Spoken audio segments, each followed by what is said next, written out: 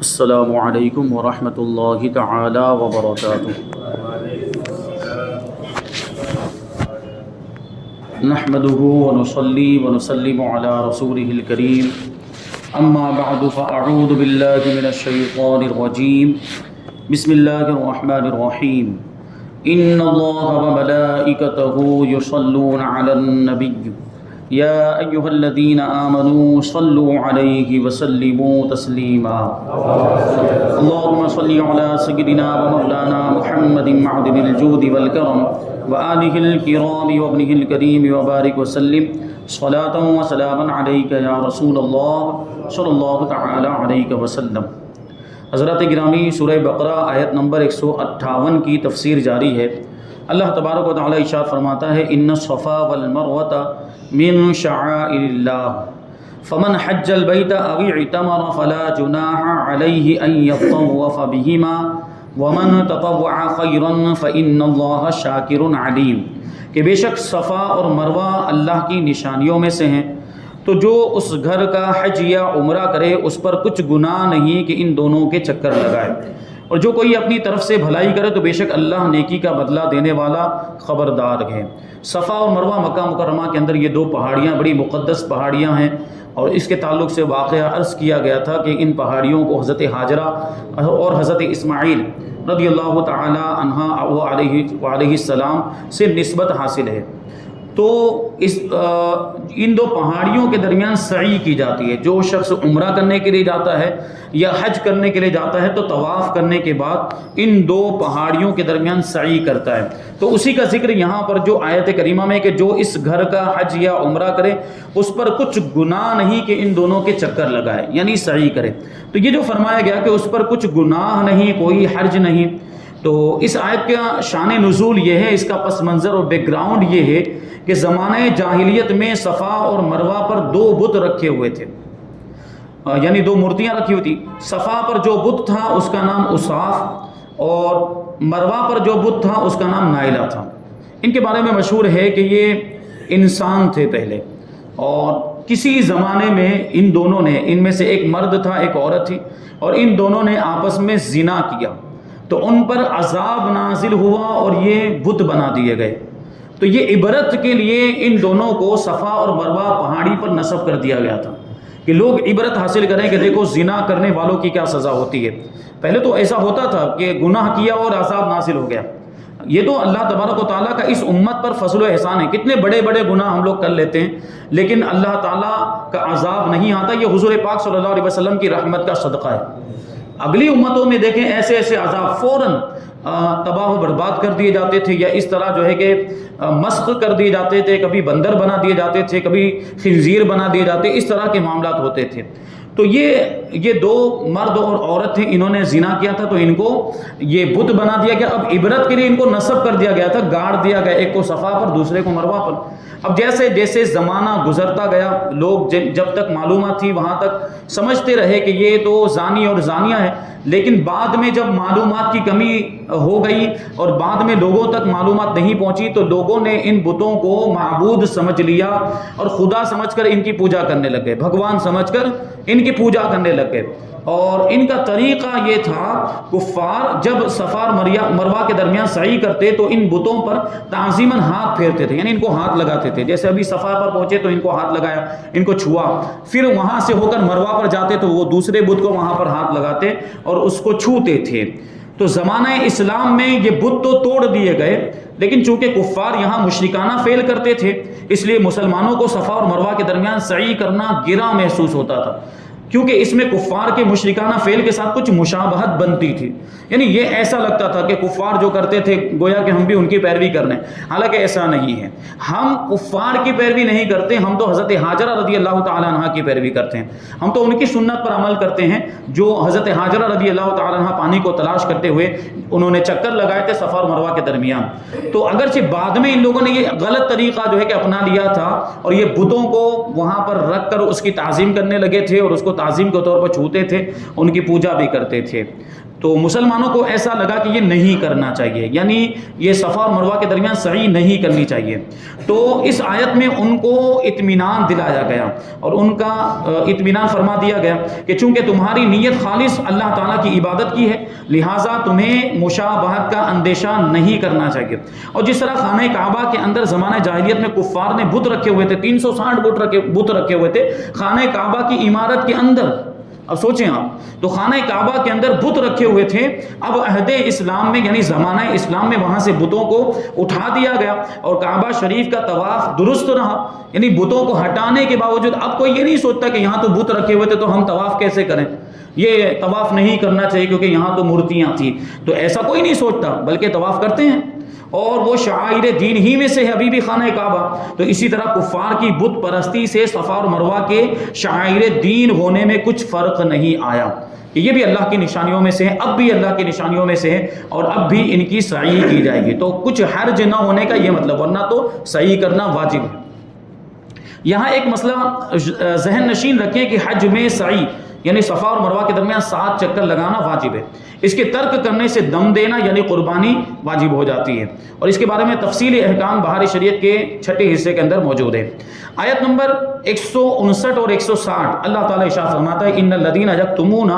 ما انزلنا من البینات والہدی من بعد ما بیناہ للناس فی الکتاب اولئک یلعنهم اللہ ویلعنهم اللاعنون الا الذین تابوا واصلحوا وبینوا فاولئک اتوب علیہم وانا التواب الرحیم، کہ بے شک وہ لوگ جو ہماری اتاری ہوئی روشن باتوں اور ہدایت کو چھپاتے ہیں، حالانکہ ہم نے اسے لوگوں کے لیے کتاب میں واضح فرما دیا یعنی بیان فرما دیا، تو ان پر اللہ لعنت فرماتا ہے اور لعنت کرنے والے ان پر لعنت کرتے ہیں، مگر وہ لوگ جو توبہ کر لیں اور اصلاح کر لیں اور چھپی ہوئی باتوں کو ظاہر کر دیں تو میں ان کی توبہ قبول فرماؤں گا اور میں ہی بڑا توبہ قبول فرمانے والا مہربان ہوں۔ اب یہاں پہ جو یہ فرمایا جا رہا ہے کہ وہ لوگ جو ہماری اتاری ہوئی روشن باتوں کو اور ہدایت کو چھپاتے ہیں، تو اس کا کیا مطلب ہوا؟ تو یہ آیت ان علماء یہود کے بارے میں نازل ہوئی جو توریت شریف کے احکام اور اس میں موجود نعت مصطفیٰ صلی اللہ علیہ وسلم کی آیتوں کو چھپاتے تھے۔ توریت میں جو احکام ان کو مشکل لگتے، جو اللہ تبارک و تعالیٰ کی طرف سے ان کو دیے گئے تھے، جو ان کو گراں گزرتے اس کو بدل دیتے تھے، اپنی مرضی کے مطابق اس کو آسان کر لیتے، اور جو اصل حکم نازل ہوا ہوتا اللہ تعالیٰ کی طرف سے اس کو چھپا دیتے تھے، وہ لوگوں کے سامنے ظاہر نہیں کرتے۔ اسی طرح توریت میں حضور پاک صلی اللہ علیہ وسلم کے اوصاف بیان کیے گئے، حضور کا ذکر تھا، حضور کا نام مبارک بھی تھا توریت کے اندر، حضور کی علامتیں نشانیاں ساری چیزیں بیان کی گئی تھی، اور یہ سب یہ یہود کے جو علماء تھے یہ چھپاتے تھے، لوگوں کے سامنے بیان نہیں کرتے تھے، کیونکہ اگر لوگوں کے سامنے بیان کر دیتے تو لوگوں کو حضور کی حقانیت اور صداقت کا یقین ہو جاتا، لوگ حضور پر ایمان لے آتے، سب لوگ مسلمان ہو جاتے، تو پھر یہ جو یہود کے جو علماء تھے ان کے نذرانے ان کے ہدیے بند ہو جاتے، تو اس وجہ سے، اور ان کی سرداری چلی جاتی، ان کو سرداری کے چلے جانے کا خوف تھا اور مال و دولت کی لالچ تھی، اس وجہ سے یہ لوگ کرتے تھے کہ حضور پاک صلی اللہ علیہ وسلم کے اوصاف کو اور آپ کی نشانیاں جو کچھ بیان کی گئی تھی اس کو چھپاتے تھے۔ تو فرماتے دینی مسائل کو چھپانا گناہ ہے، خواہ اس طرح کے ضرورت کے وقت بتائے نہ جائیں یا اس طرح کے غلط بتائے جائیں، بلکہ غلط بتانے پر تو بہت سخت وعید آئی، غلط مسئلہ بتانا، اگر صحیح مسئلہ معلوم ہے تو ضرور بتانا چاہیے، لیکن مسئلہ اگر صحیح طور پر ہم کو نہیں معلوم، یقین کے ساتھ نہیں معلوم، تو پھر نہیں بتانا چاہیے۔ غلط مسئلہ بتانا یہ ناجائز و گناہ ہے۔ فرماتے یہ دونوں گناہ یہود کے علماء کرتے تھے کہ حضور پنو صلی اللہ علیہ وسلم کی نعت کو بتاتے نہیں تھے، حضور کے اوصاف، حضور کی علامتیں نشانیاں جو توریت میں تھی اس کو بتاتے نہیں تھے، اور زنا کی سزا کو بدل دیتے تھے کہ بجائے رجم کے منہ کالا کراتے تھے، جبکہ ہمارے اسلام کے اندر بھی قرآن مجید کے اندر بھی جو اگر شادی شدہ زنا کرتا ہے تو اس کی سزا یہ ہے کہ اس کو رجم کر دیا جائے، یعنی اس کو سنگسار کریں گے، اتنے پتھر مارے کہ اسی میں وہ مر جائے۔ یہ زنا کی حد بیان کی گئی، سزا بیان کی گئی، اور یہی سزا توریت کے اندر بھی تھی، لیکن ان کو یہ سزا بہت سخت لگتی تھی، اور اس میں وہ جو ہے کہ ناانصافی بھی کرتے تھے۔ یہود کے علماء کا معاملہ یہ تھا کہ اگر کوئی غریب ان کے پاس آ جاتا، کسی غریب نے زنا کیا ہوتا تو اس کو یہ سزا دیتے تھے، سنگسار کر دیتے تھے، لیکن کوئی مالدار آ جاتا تو مالدار سے رشوت وصول کر لیتے تھے، مال لے لیتے تھے اور اس کو معاف کر دیا کرتے، یا جو ہے کہ تھوڑی سی سزا، جیسے یہاں پر کہا رجم کی آیت کو منہ کالا کرنے سے بدل دیتے تھے، یعنی پھر زانی کو رجم نہیں کرتے، بس اس کا منہ کالا کر دیتے تھے، بس اتنا کرتے تھے۔ تو یہ توریت کی آیتوں کو اس طرح وہ لوگ بدلتے تھے۔ سورہ بقرہ کی آیت نمبر 79 میں بھی یہودیوں کی اس طرح کی حرکتوں کا بیان پیچھے گزر چکا ہے۔ احادیث میں دینی مسائل چھپانے کی سخت وعید بیان کی گئی ہے، یعنی جس کو مسئلہ معلوم ہو، دین کی معلومات ہو، اس کو دوسروں تک پہنچانا چاہیے۔ چنانچہ حضرت ابو ہریرہ رضی اللہ تعالیٰ عنہ سے روایت ہے کہ سرکار دو عالم صلی اللہ علیہ وسلم نے ارشاد فرمایا، جس سے علم کی کوئی بات پوچھی گئی جسے وہ جانتا بھی ہے لیکن وہ اسے چھپاتا ہے، جاننے کے باوجود چھپاتا ہے، لوگوں کو بتاتا نہیں، تو قیامت کے دن اسے آگ کی لگام لگا دی جائے گی۔ حضرت علی مرتضیٰ کرم اللہ تعالی وجہہ الکریم سے روایت ہے، نبی کریم صلی اللہ علیہ وسلم نے ارشاد فرمایا کہ جو علم کے بغیر فتویٰ دے، یعنی نہ جاننے کے باوجود مسئلہ بتائے، تو اس پر زمین و آسمان کے فرشتے لعنت کرتے ہیں۔ یہ بھی بہت اہم چیز ہے۔ لیکن دونوں طرح کی حدیثیں ہیں، ایک تو یہ کہ آدمی مسئلہ جانتا ہے، اس کے باوجود چھپا رہا ہے، اس سے پوچھا جا رہا ہے پھر بھی نہیں بتا رہا، تو اس کا بھی سخت عذاب ہے۔ لیکن ایک یہ کہ آدمی نہیں جانتا، اس کو مسئلہ معلوم نہیں لیکن غلط بیان کر رہا ہے، تو یہ بھی بہت بڑا گناہ ہے۔ دونوں چیزوں سے بچنا چاہیے۔ یقینی طور پر ہمیں جب مسئلہ معلوم ہو تبھی ہمیں بتانا چاہیے۔ غلط مسائل بیان کرنے والوں، بغیر پڑھے عالم و مفتی اور محدث و مفسر کہلانے والوں، اور قرآن و حدیث کی غلط تشریحات اور توضیحات کرنے والوں کی آج کل کمی نہیں، اور یہ سب مذکورہ آیت اور احادیث کی وعید میں داخل ہیں۔ اسی وعید میں وہ لوگ بھی شامل ہیں جو ہیں تو محض کوئی آرٹیکل یا کالم لکھنے والے، لیکن دین کو بھی اپنے قلم سے تختہ مشق بناتے ہیں، یعنی وہ دنیا دار ہیں، کسی اخبار میں کالم لکھتے ہیں یا کوئی مضمون لکھتے ہیں، آرٹیکل لکھتے ہیں، اور معاذ اللہ ایسے عنوانات لے لیتے ہیں اور ایسے ٹاپکس پر وہ گفتگو کرنے لگ جاتے ہیں جن کا تعلق اسلام سے ہوتا ہے، حالانکہ ان کو اسلام کی اتنی معلومات نہیں ہوتی، اور جب وہ لکھنے لگ جاتے ہیں تو ظاہر سی بات الٹا سیدھا لکھتے ہیں، پھر تو غلط معلومات لوگوں تک پہنچتی ہیں اور اسلام کے تعلق سے پھر لوگوں کے ذہنوں میں غلط شبہات پیدا ہوتے ہیں، وہ شک پیدا ہوتا ہے۔ تو یہ بہت غلط چیز، یہ نہیں ہونا چاہیے۔ جس کے پاس جو صحیح معلومات ہو وہ معلومات دوسروں تک پہنچانی چاہیے۔ یلعنہم اللہ، اللہ ان پر لعنت فرماتا ہے۔ اسلام کی حقانیت، حضور اقدس صلی اللہ علیہ وسلم کی عظمت اور شریعت کے احکام چھپانے والوں پر اللہ تعالیٰ کی لعنت ہے، اور دیگر حضرت یعنی ملائکہ اور مومنین کی بھی لعنت ہے۔ ان الذين كفروا وماتوا وهم كفار اولئك عليهم لعنت اللہ والملائکۃ والناس اجمعین، کہ بے شک وہ لوگ جنہوں نے کفر کیا اور کافر ہی مر گئے، یعنی کفر کی حالت ہی میں مر گئے، ان پر اللہ اور فرشتوں اور انسانوں کی سب کی لعنت ہے۔ ظاہر سی بات ہے، کفر سے بڑی کوئی دوسری لعنت نہیں ہو سکتی۔ آدمی کفر کے ساتھ ہی زندگی گزارے اور کفر پر ہی اس کا خاتمہ ہو جائے، کفر کی حالت ہی میں مر جائے، تو اس سے بڑا بدبخت اور کون ہو سکتا ہے؟ تو فرماتے وہی کہ سب سے بدبخت آدمی کفر پر مرنے والا ہے، سب سے بڑا بدنصیب اور سب سے بڑا محروم شخص وہ ہے جس کی موت کفر پر ہو جائے، اگرچہ اس کی ساری زندگی اعلیٰ درجے کی عبادت و ریاضت، تبلیغ و خدمت دین میں گزری ہو، کفر پر مرنے والوں پر اللہ تعالیٰ کی، فرشتوں کی اور تمام انسانوں کی لعنت ہے۔ اسی وجہ سے ہمیں ہر وقت دعا کرتے رہنا چاہیے کہ اللہ تبارک و تعالیٰ ایمان پر ہمارا خاتمہ فرمائے، کہ ایمان سب سے بڑی نعمت ہے اور ایمان ہی نجات کا ذریعہ ہے۔ اگرچہ اعمال میں تھوڑا بہت ادھر ادھر ہو جائے، گناہ بھی کر لیتے ہیں، لیکن ایمان اگر سلامت ہے تو اللہ تبارک و تعالیٰ اسی ایمان کے صدقے میں ہمیں جنت عطا فرمائے گا۔ تو اس آیت سے معلوم ہوا کہ مرتے وقت ایمان کی دولت سے محروم رہ جانا یہ سب سے بڑی بدبختی، سب سے بڑی بد نصیبی ہے، اور اس وقت ایمان کا سلامت رہ جانا یہ بہت بڑی سعادت اور نیک بختی ہے۔ لہٰذا ہر مسلمان کو چاہیے کہ وہ اگرچہ کتنا ہی نیک و پارسا، عبادت گزار اور پرہیزگار کیوں نہ ہو، اپنے برے خاتمے سے خوف زدہ رہے، یعنی اپنے خاتمے کے تعلق سے ہمیشہ فکر کرتا رہے۔ ہمارے بزرگان دین کا بھی یہی طرز عمل رہا ہے کہ وہ سب سے زیادہ برے خاتمے کے بارے میں خوف زدہ رہتے تھے۔ چنانچہ جب حضرت سفیان ثوری، بہت بڑے محدث، بہت بڑے عالم، بہت بڑے فقیہ گزرے، حضرت سفیان ثوری رضی اللہ تعالیٰ عنہ، ان کا جب وصال کا وقت آیا تو آپ نے رونا شروع کر دیا، تو ان سے کہا گیا کہ آپ امید رکھیے، اللہ تعالیٰ سب سے بڑھ کر گناہوں سے درگزر فرمانے والا ہے۔ ان لوگ ان کو تسلی دینے لگے کہ آپ روتے کیوں ہیں، آپ امید رکھیں، اللہ تعالیٰ آپ کے گناہوں کو معاف فرما دے گا۔ تو آپ رحمۃ اللہ تعالیٰ علیہ نے فرمایا کہ تم کیا سمجھتے ہو کہ کیا میں اپنے گناہوں کی وجہ سے آنسو بہا رہا ہوں؟ اگر میں جانتا کہ اللہ تعالیٰ کی وحدانیت پر قائم رہتے ہوئے مروں گا تو پھر مجھ پر پہاڑوں کے برابر بھی گناہ ڈال دیے جاتے، مجھے کوئی پرواہ نہ ہوتی۔ ایمان کی سلامتی اگر ہے تو وہی تو نجات کا ذریعہ ہے، یعنی ایمان پر موت ہو جائے تو مجھے کچھ ڈر نہیں ہے۔ حضرت امام احمد ابن حنبل، دیکھیں کتنے بڑے بڑے بزرگ ہیں، اللہ کے ولی، کتنے بڑے بڑے محدث۔ حضرت امام احمد ابن حنبل جو 4 اماموں میں سے ایک امام حنبلی مسلک ان کی طرف منسوب ہے، ان کے ماننے والے دنیا میں پائے جاتے ہیں، ان کے مقلدین فرماتے ہیں حضرت امام احمد ابن حنبل رضی اللہ تعالیٰ عنہ کے انتقال کے وقت جب آپ کے صاحبزادے نے طبیعت پوچھی تو فرمایا ابھی جواب کا وقت نہیں ہے، بس دعا کرو کہ اللہ تعالیٰ میرا خاتمہ ایمان پر کر دے، کیونکہ ابلیس لعین اپنے سر پر خاک ڈالتے ہوئے مجھ سے کہہ رہا ہے کہ تیرا دنیا سے ایمان سلامت لے جانا میرے لیے باعث ملال ہے، کیونکہ شیطان تو یہی چاہتا ہے کہ ہر کوئی کافر ہو کر مرے، شیطان کا تو یہی منصوبہ یہی پلان ہے، اور وہ تو ہر کسی کو گمراہ کر دینا چاہتا ہے۔ اور امام اتنے بڑے امام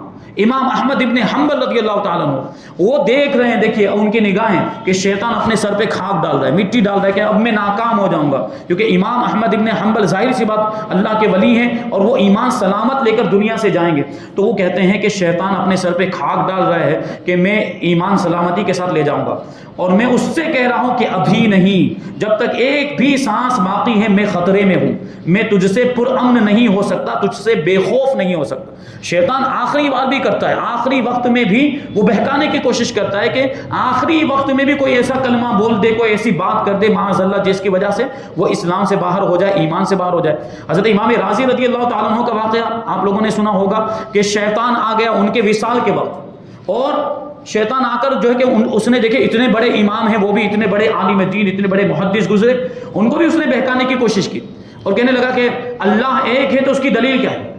شیطان آ کر امام راضی سے پوچھنے لگا رحمۃ اللہ تعالی علیہ کہ اللہ ایک ہے تو اس کی دلیل کیا۔ اب امام راضی تو امام تھے، بہت زیادہ علم تھا، دلیلیں دینے لگے، ایک دلیل دی تو شیطان رد کر دیتا، دوسری دلیل شیطان اس دلیل کو رد کر، ایسی بہت ساری دلیلیں تھیں، بہت ساری دلیلیں تھیں، لیکن وہ اللہ کی توفیق ان کے شامل حال تھی، وہ ساری دلیلیں رد کرتا جا رہا تھا۔ آخری وقت ہے، اب سوچو کہ ساری دلیلیں رد ہو جاتی اور خدا نہ خواستہ ایسا ہوتا کہ اب ان کے پاس کوئی دلیل نہ رہ جاتی اللہ کی وحدانیت کی، تو پھر کیا معاملہ ہو جاتا۔ تو یہ تو ایمان کی بات ہے، عام انسانوں کے ساتھ کیسا کیسا معاملہ ہوتا ہوگا۔ تو